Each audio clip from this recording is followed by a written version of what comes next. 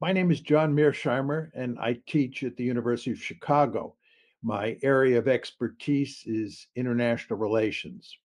I'd like to say a few words today about the Julian Assange case.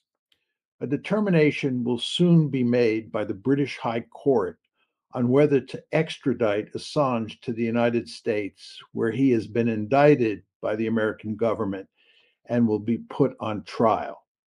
I am asking the court not to extradite him and instead to set him free. I believe this is a straightforward case. Let me explain. For starters, the case involves a wide variety of classified documents that Chelsea Manning, who was a government employee, leaked to Julian Assange, a journalist who ran WikiLeaks, a famous website that publishes classified and private documents that were not supposed to see the light of day.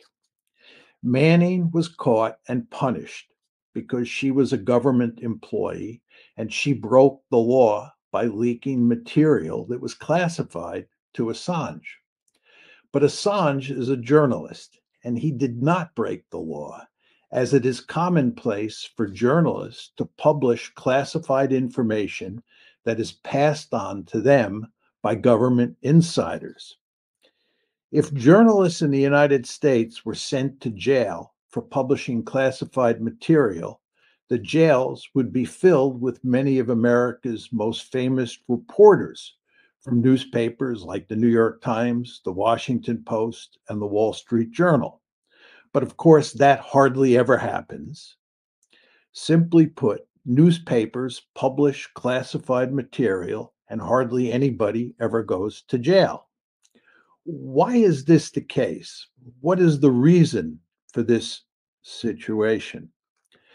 Governments of every type, and this includes liberal democracies like the United States and Britain, sometimes go to great lengths to hide their actions or their policies from public view, which makes it almost impossible for the public to evaluate and criticize their behavior.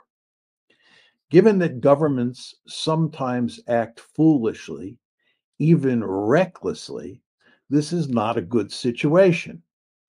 Thus, a rich tradition has developed over time in the United States where insiders leak information about classified policies to journalists who publicize the information so that the public can evaluate it and push back hard against misguided policies.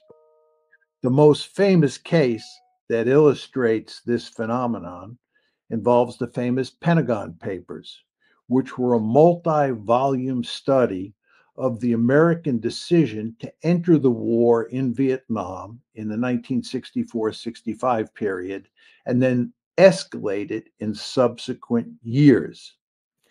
Daniel Ellsberg, who was an insider and had access to classified material, leaked the papers in 1971 to the New York Times, which subsequently published them.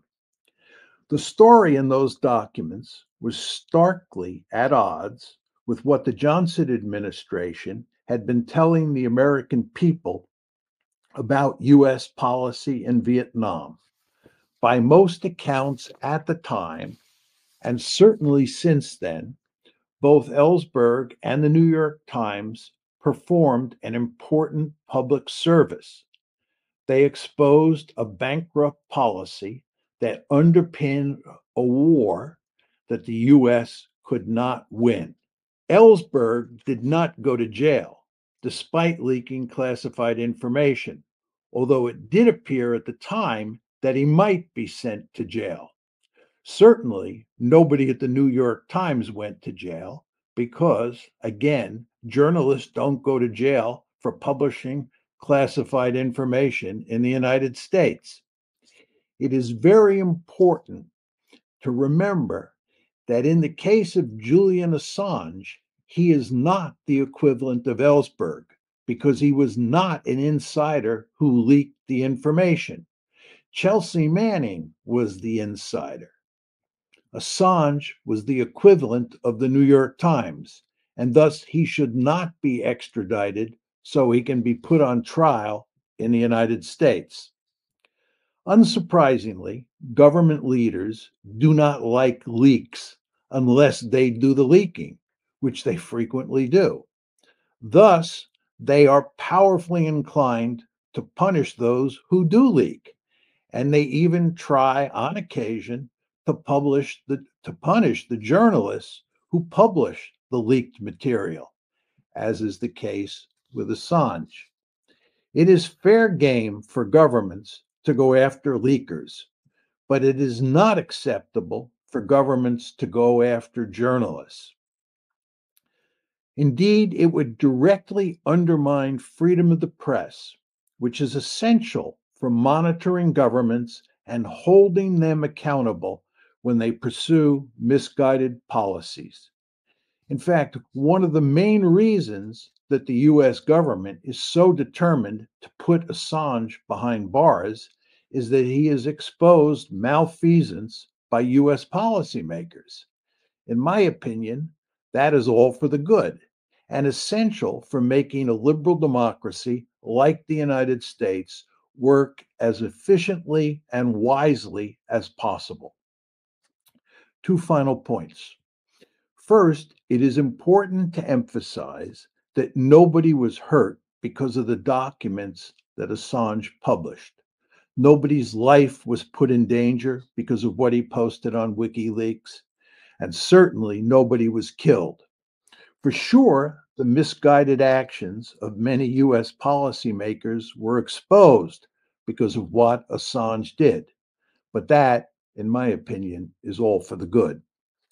Second, Assange has already paid a huge price for his actions. He has effectively been in prison for years. Sending him to the United States, where he is likely to be convicted and sentenced to a long jail term, would be a case of cruel and unusual punishment.